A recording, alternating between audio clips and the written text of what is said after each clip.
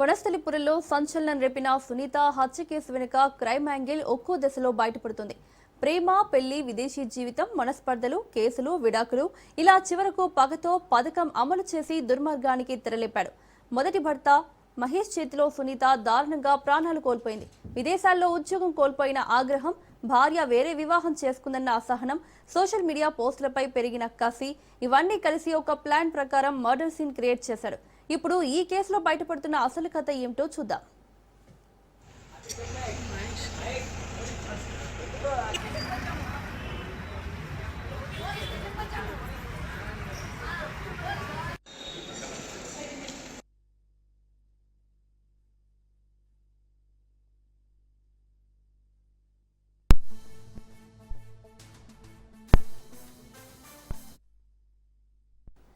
2022లో సునీత మహేష్ వివాహం జరిగింది. పెళ్లి అనంతరం ఇద్దరు విదేశాలకు వెళ్లి అక్కడే కొన్ని నెలలు నివసించారు. కానీ దాంపత్య జీవితంలో విభేదాలు తలెత్తడంతో సునీత భారత్ కు తిరిగి వచ్చి భర్తపై 498 కేసు నమోదు చేసింది. కేసు నమోదు కావడంతో మహేష్ ను విదేశాల నుంచి రప్పించారు పోలీసులు. కేసు పూర్తయ్యేంత వరకు దేశం విడిచి వెళ్లకుండా అడ్డుకున్నారు. పాస్పోర్ట్ కూడా సరెండర్ చేశారు. దీంతో ఇద్దరి కథ పంచాయతీకి చేరింది. పెద్దల సమక్షంలో ఇరువురు విడిపోవాలని నిర్ణయించుకుని ఒప్పందంతో విడాకులకు అప్లై చేశారు. అయితే ఇంకా చట్టపరంగా విడాకులు మంజూరు కాలేదు. ఇదే సమయంలో త్రినాథ్ అనే మరో వ్యక్తితో ప్రేమ వివాహం చేసుకుంది సునీత. ఇదే మహేష్ లో రేగిన తీవ్ర ఆగ్రహం సైకోలా మార్చిందా?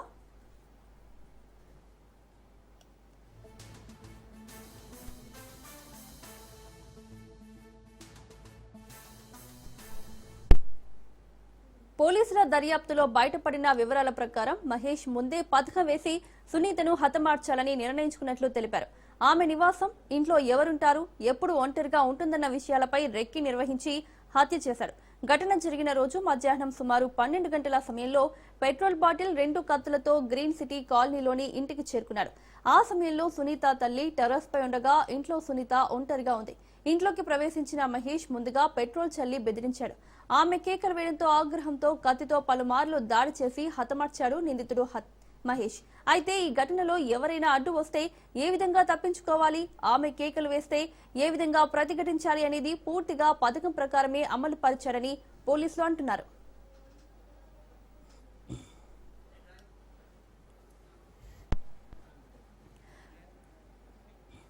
హత్య అనంతరం మహేష్ బాత్రూంలోకి వెళ్లి తలుపు వేసుకున్నాడు నిందితుడు మహేష్.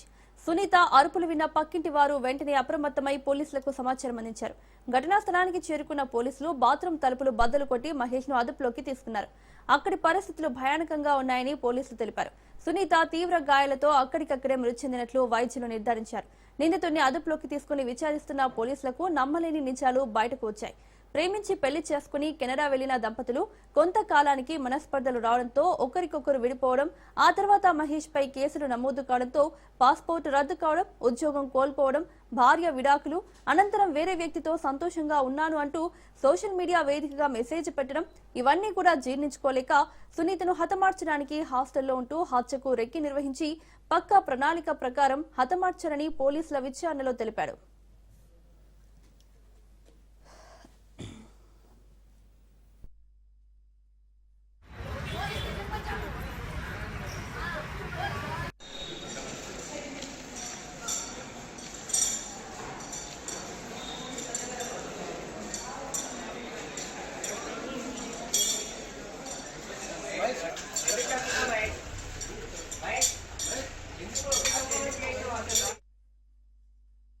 అయితే సునీత, మహేష్ వీరిద్దరి మధ్య విడాకులు ఇంకా మంజూరు కాలేదన్న కోణంలో చట్టపరమైన అంశాలు ఏమైనా ఉన్నాయా అనే కోణంలో కూడా పోలీసులు పరిశీలిస్తున్నారు.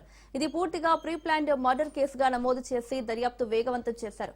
నిందితుడు తన వెంట తెచ్చుకున్న హత్యకు సంబంధించిన వస్తువుల ప్రకారం మహేష్ ముందుగానే భార్యను హతమార్చాలని పథకం పన్నినట్లు పోలీసులు భావిస్తున్నారు. నిందితుడు మహేష్ ను పోలీసులు రిమాండ్ కు తరలించేందుకు సిద్ధమవుతున్నారు. ఏది ఏమైనా జీవితమనే పయనంలో ఎన్నో ఒడిదుడుకులు ఉండడం, కష్టాలు వచ్చాయని కుంగిపోవడం, సంతోషాలు వచ్చాయని పొంగిపోవడం రెండూ కూడా మూర్ఖత్వమే. భార్యాభర్తల బంధం భావితరాలకు ఆదర్శంగా ఉండాలి. సముద్రమంతా ఓర్పు, ఆకాశమంతా సహనం ఉండాలి. క్షణికావేశంలో తీసుకునే నిర్ణయాలు కొన్ని కుటుంబాలు రోడ్డున పడవలసి వస్తుంది.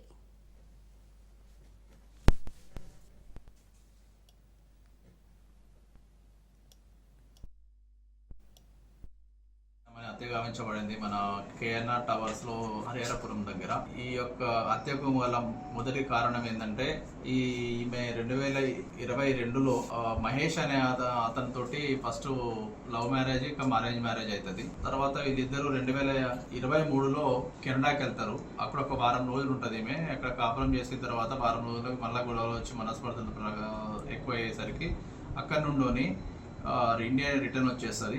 అక్కడ పోలీస్ వాళ్ళ సాయంతో ఇండియాకి రిటర్న్ వచ్చిన తర్వాత మహారాష్ట్రలోని చంద్రపురి డిస్టిక్ అనే ప్లేస్ లో ఉంటారు. ఆ చంద్రపురి డిస్టిక్ దగ్గర ఈమె కేసు పెడుతుంది 498 కేసు పెట్టిన తర్వాత దాన్ని మనసులో పెట్టుకొని ఇతను ఏం చేస్తాడంటే వీళ్ళ ఫ్యామిలీ మీద మొత్తం కేసు పెట్టడము, అతను వీసా ఒకటి రిజెక్ట్ కావడం, కెనడా పోకుండా మళ్ళీ దీన్ని మనసులో పెట్టుకొని అతను ప్రతీకారంతో రగిలిపోయి ఈ ప్రతీకారం తీర్చుకోవాలనే ఉద్దేశంతో నిన్న ఎవరు లేని సమయంలో 18వ తారీఖు రోజు నిన్న 11:30-12 గంటల సమయంలో వాళ్ళ యొక్క ఫ్లాట్లో చొరబడి ఆమె మీద అతను తీసుకొచ్చుకున్నటువంటి 3 కత్తులతోటి దాడి చేయడం జరిగింది.